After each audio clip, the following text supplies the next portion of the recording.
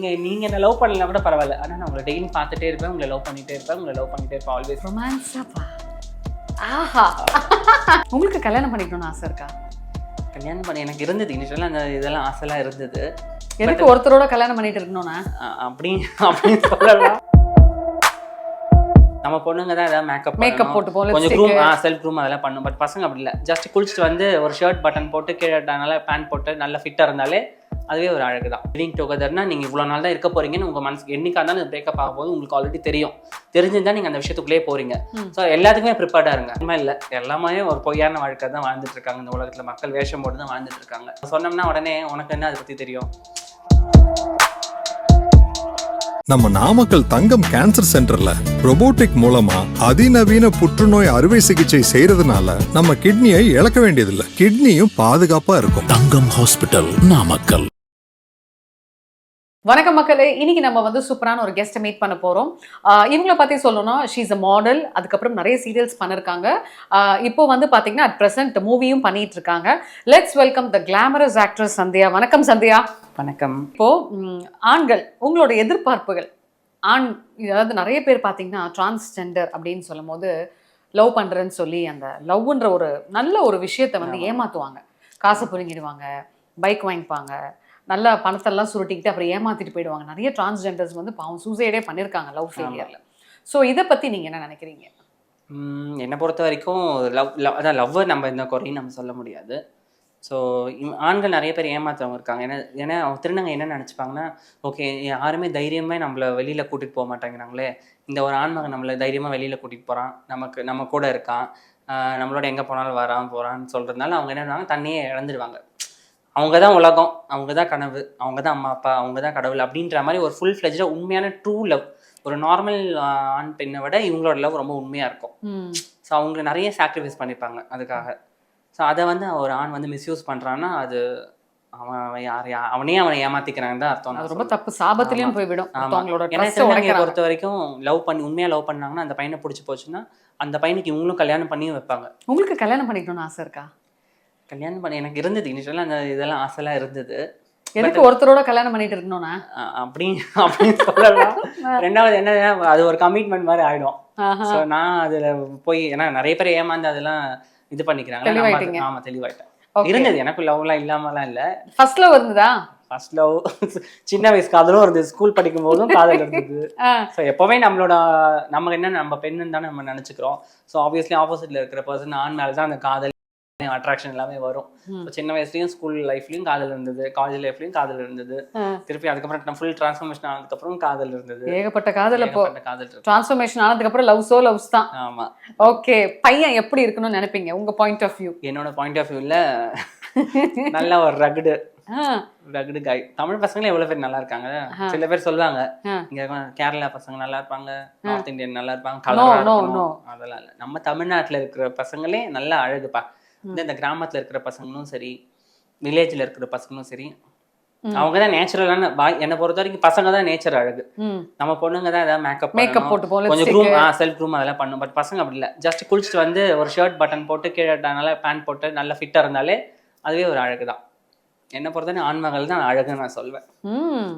So உங்களுக்கு வந்து அப்போ ஃபியூச்சர்ல நல்ல படம் பண்ணிட்டு கல்யாணம் பண்ணி செட்டில் ஆகணும்னு ஆசைலாம் இருக்கா? கல்யாணம் அதான் சொன்னேன், கல்யாணம்லாம் ஃபியூச்சர்ல கூட இல்லை. இல்லை கல்யாணம் அப்படிங்கிற தாட்ஸ்லாம் இல்லை. எப்படியா இருந்தாலும் அது எங்கேயாவது போய் முடியும், இல்லை அது முடிஞ்சு திருப்பி வேற யாருக்காவது நம்ம அந்த பையனை கல்யாணம் பண்ணி வைப்போம். அதுக்கு எதுக்கு ஒரு டைம் நம்மளோட டைம் மிஷின் ஏன் வேஸ்ட் பண்ணணும்? இப்போ என்ன நடக்குதோ அப்படியே இது போயிட்டு இருக்கட்டும். கனவு என்ன? அதாவது இண்டஸ்ட்ரியில நீங்க எந்த அளவுக்குல வரணும்? இன்னும் நிறைய நான் சாதிக்கணும்னு ஆசைப்படுறேன். இன்னும் நிறைய ரோல்ஸ் நல்லா லீட் ரோல் பண்ணணும்னு ஆசைப்படுறேன். இல்லை ஒரு சீரியல் கிடைச்சா அது கண்டினியூஸா என்னோட இது இருக்கணும் அப்படின்னு, என்னோட கேரக்டர் அதில் த்ரூ அவுட் ஃபாலோ பண்ணணும் அப்படின்னு நான் நினச்சிட்டு இருக்கேன். படங்கள் நிறைய அப்கமிங் மூவிஸில் வந்து கமிட் ஆயிருக்கேன்.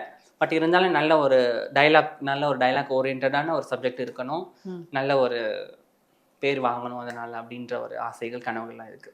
அதாவது பார்த்தீங்கன்னா இப்போ இருக்க ட்ரெண்ட்ல வந்து லிவிங் டுகெதர் வந்து பயங்கரமா தலை தூக்கிட்டு இருக்கு. எல்லாருமே லிவிங் டுகெதர்ல தான் இருக்காங்க. ஸோ அந்த காலத்துல வந்து பார்த்து கல்யாணம் பண்ணி இருக்கிற அந்த லைஃப் சூப்பரா, இல்லை உங்களோட கருத்து என்ன, லிவிங் டுகெதர் பெஸ்ட்னு நினைக்கிறீங்களா? இப்போ நான் வந்து பார்த்து கல்யாணம் பண்ணி வைக்கன்னு சொன்னால் என்ன ஒரு பிற்போக்குவாதின்னு சொல்லிடுவாங்க. கரெக்ட். ஸோ அதனால அந்த சப்ஜெக்ட் அதில் வரல. பட் லிவிங் டுகெதர் இப்போ நிறைய பேர் என்ஜாய் பண்ணி தான் வாழ்ந்துட்டு இருக்காங்க. இப்போ இருக்கிற ஜெனரேஷனுக்கு. ஆமா. ஸோ பிடிச்சா இருக்கும், இல்லைன்னா இல்லை.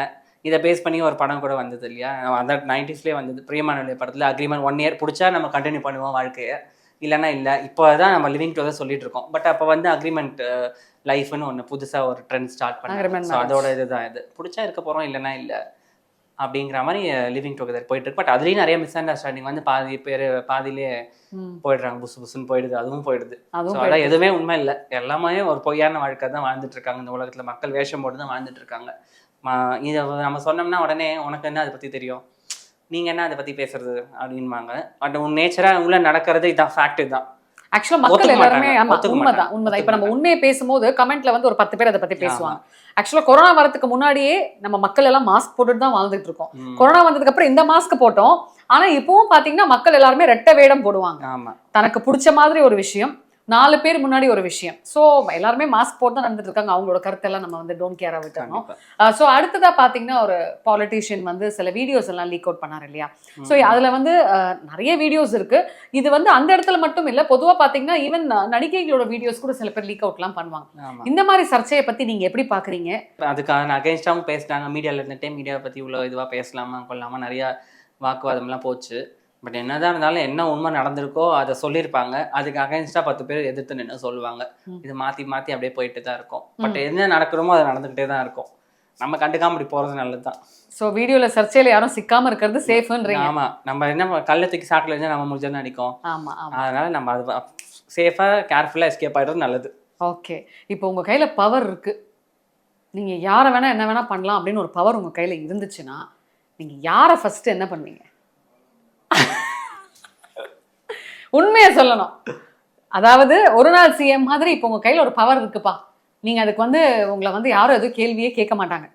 ஓகே, யாராவது ஒருத்தரை வந்து நீங்க பழி வாங்கிக்கலாம் அப்படின்னா யாரை பண்ணுவீங்க? அந்த மாதிரி நான் வெஞ்சஸ்ல மனசுல வச்சுக்கல. இப்படி ஒன்று சொல்லிடுறேன். நமக்கு 1000 தான் கஷ்டம், நிறைய நமக்கு இருக்காங்க, பேக் பைட்டர்ஸ் இருக்காங்க, எனிமீஸ் இருக்காங்க. பட் இருந்தாலும் நான் அந்த மாதிரி எதுவும் பர்சனலாக வெஞ்சஸ்லாம் வச்சுக்கல. ஓகே, நீ என்ன வேணாலும் நீங்கள் கொட்டுறவரும் கொட்டு, பட் நான் வளர்ந்துக்கிட்டே தான் இருப்பேன் அப்படிங்கிற மாதிரி கேர் பண்ணிக்க மாட்டேன். புறம் பேசுறவங்க ஆக்சுவலாக நானும் உங்ககிட்ட அந்த கேள்வி கேட்கணும்னு நினைச்சேன். நீங்க இவ்வளோ கஷ்டத்தை தாண்டி வந்தா இன்னைக்கு நீங்க இங்க வந்திருக்கீங்க இல்லையா, உங்களை ஏதாவது பின்னாடி தப்பா பேசியிருக்காங்களா? நிறைய பேர் பேசியிருக்காங்க. நார்மலாக நம்ம முன்னாடி நல்லா பேசுவாங்க, கடைசி பார்த்தா நம்ம இப்படி ஒரு செகண்ட் கூட நான் வந்திருக்க மாட்டோம், உடனே கமெண்ட் வரும் இந்த மாதிரி பண்ணிட்டாங்க. ஸோ உங்களுக்கு யாரும் ரொம்ப வேண்டியவங்களே வந்து உங்களை மாதிரி பேசி உங்களுக்கு ஹர்ட் ஆனது உண்டா? என் கூடவே இருக்கிறவங்க கூட என்னை பற்றி பின்னாடி பேசுவாங்க. அது நமக்கு அதால் இன்னொருத்தவங்க சொல்லும் போது ரொம்ப கஷ்டமாக இருக்கும். ஏன்னா நமக்கு அவ்வளோ ஹெல்ப் பண்ணியிருக்கோம் அவங்களுக்கு, அவங்களே இப்படி பேசுகிறாங்களே அப்படின்னு அது மனசு ரொம்ப கஷ்டமாக இருக்கும். பட் அதுக்கப்புறம் ஓகே, என்னதான் இருந்தாலும் என்னதான் நம்ம நல்லது செஞ்சாலும் இந்த உலகம் வந்து நம்மளை வந்து கீழே தான் தள்ள பார்க்கும். அவ்வளோதான், நம்ம தூக்கி போட்டு போயிட்டே லைட் வெயிட் ஜுவல்லரி மாதிரி எல்லாத்தையும் லைட் வெயிட்டாக எடுத்துக்கணும். ஆமாம், அவ்வளோதான். அதுதான் எல்லாருக்கும் நான் சொல்ல வரேன். லவ் பண்ணுறவங்களுக்கு இதே அட்வைஸ் தான். லவ் பண்ணுறீங்களா, பார்த்து பழகுங்க, பார்த்து பண்ணுங்க. உங்களுக்கு எந்த அளவுக்கு லிமிட்னு தெரியும்ல, அந்த லிமிட்டோடு இருந்துக்கோங்க. அதுக்காக நான் கையை எடுத்துக்கிறேன், காலை எடுத்துக்கிறேன், சூசைட் பண்ணிங்கன்னா அது உங்களுக்கு தான் நஷ்டம். அதே மாதிரி லிவிங் டுகெதரில் இருக்கிறவங்களும் கேர்ஃபுல்லாக இருங்க. ஏன்னா நீங்கள் அது நிர்ணயிக்கப்பட்ட ஒரு விஷயம் தான். லிவிங் டுகெதர்னா நீங்கள் இவ்வளோ நாள் தான் இருக்க போகிறீங்கன்னு உங்கள் மனசுக்கு என்னைக்காக இருந்தாலும் பிரேக்கப் ஆகும்போது உங்களுக்கு ஆல்ரெடி தெரியும். தெரிஞ்சுதான் நீங்கள் அந்த விஷயத்துக்குள்ளே போகிறீங்க. ஸோ எல்லாத்துக்குமே ப்ரிப்பேர்டாக இருங்க. அவன் வேற யாரு கூட பேசினா நீங்கள் உடனே பாசிட்டிவ் ஆகுறது, இல்லை இந்த பொண்ணு வேற யாரு கூட பேசினா அது பாசிட்டிவ் ஆகுது. இந்த லிவிங் டுகெதரில் செட் ஆகாத ஒரு விஷயம். ஏன்னா நார்மலாக அரேஞ்ச் பண்ணி வைக்கிற மேரேஜ்லேயே இந்த ப்ராப்ளம் இருக்கு. ஸோ அப்படி இருக்கும்போது தான் அந்த பட்சத்தை தான் இவங்க லிவிங் டுகெதர் போகிறாங்க, எல்லாம் தெரிஞ்சு தான் போகிறாங்க. ஸோ எல்லாமே நீங்கள் வந்து மனசை எப்படி எடுத்துக்க போகிறீங்க, உங்களை நீங்கள் எப்படி அனலைஸ் பண்ணிவிட்டு அதுலேருந்து வெளியில் வர போகிறீங்க, இதுதான் விஷயம், சிம்பிளான விஷயம். ஸோ அது லிவிங் டுகெதராக இருந்தாலும் சரி, லவ் பண்ணுறவனாக இருந்தாலும் சரி, லவ் பண்ணுறவளாக இருந்தாலும் சரி, யாராக இருந்தாலும் சரி, எப்போவுமே மனசை ஃப்ரீயாக வச்சுக்கோங்க, அவ்வளோதான். ஓகே, ரக்டு பாய்ஸ் தான் ரொம்ப பிடிக்கும்னு சொன்னீங்க. அதுவும் நம்ம தமிழ் ஆள்கள் வந்து பயங்கரமா நீங்க சப்போர்ட் பண்ணிட்டீங்க. ஸோ இப்போ வந்துட்டு உங்க முன்னாடி ஒரு அழகான ரக்டு பாய் நிக்கிறாரு, வேஷ்டி ஷர்ட் போட்டு நிக்கிறாரு. அப்புறம் அப்படி இமேஜின் பண்ணிட்டு என்ன வேணா காஸ்டியூம் பண்ணிக்கோங்க, முஸ்டாக் பியர்ட் எப்படி வேணா இருக்குன்னு நினைச்சுக்கோங்க. அவருக்கு வந்து நம்ம நடிகை சந்தியாவோட காதல் எப்படி சொல்லுவீங்க? ப்ரொபோசல் காதல் சந்தியா மாதிரி பரத்துக்கிட்ட எப்படி சொன்னாலும் போக வரும்போது ரகுல் பாய்ஸ் வந்து பார்த்துட்டு போவாங்கல்ல. ஸோ அந்த மாதிரி சொல்லும் போது உங்களை ரொம்ப எனக்கு பிடிக்கும். I love you. இன்னும் I want more emotion. நீங்க என்ன லவ் பண்ணலனா கூட பரவாயில்ல, ஆனா நான் உங்களை டெய்லி பார்த்துட்டே இருப்பேன், உங்களை லவ் பண்ணிட்டே இருப்பேன், ஆல்வேஸ் லவ் யூ டா மாமா. ஸோ மக்களே, ரொம்ப பியூட்டிஃபுல்லா இருந்துச்சு, ஒரு ஃபன் ஃபில்ட் இன்டர்வியூவா இருந்தது. ரொம்ப அவுட் ஸ்போக்கனா, எதுலேயும் வந்துட்டு மறைக்காம அவங்களுக்கு தெரிஞ்ச விஷயத்த வந்து ரொம்ப ஃப்ராங்கா பேசினாங்க சந்தியா. கண்டிப்பா நீங்க உங்களோட கருத்துக்களை கமெண்ட் பாக்ஸ்ல பதிவு பண்ணலாம். நன்றி. தேங்க்யூ. கிங் டிவி நேயர்கள் அனைவருக்கும் என்னுடைய மனமார்ந்த நன்றிகள். எனக்கு இந்த வாய்ப்பு கொடுத்ததுக்காக இந்த சேனலுக்கு நான் நன்றி கடன் பட்டிருக்கேன். Thank you so much.